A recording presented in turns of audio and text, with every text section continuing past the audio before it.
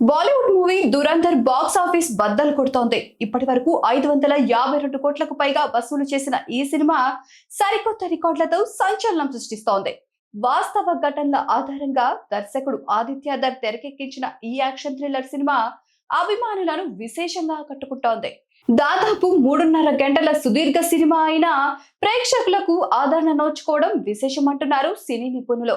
Hero Ranveer తో పాటు కీలక పాత్ర పోషించిన అక్షయ్ ఖన్నాకు ఈ సినిమా మరింత గుర్తింపు తెచ్చిపెడుతోంది.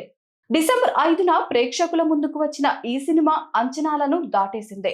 ఈ ఏడాదిలో అత్యధిక కలెక్షన్లు వసూలు చేసిన సినిమాల వరుసలో 4వ స్థానంలో నిలిచింది దురంధర్. కలెక్షన్స్ లో కాంతారా చాప్టర్ 1 తొలి స్థానంలో ఉండగా, చావా 2వ స్థానంలోను, సయారా 3వ స్థానంలోనూ ఉన్నాయి. అయితే ఈ సినిమా ట్రైలర్ మాత్రమేనని, అసలు సినిమా దురంధర్ 2 అంటూ అభిమానుల్లో అంచనాలను పెంచారు సినిమాలో కీలక పాత్ర పోషించిన మాధవన్.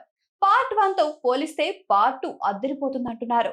2026 మార్చి 19న దురంధర్ 2 రిలీజ్ కి రంగం సిద్ధం చేస్తున్నారు.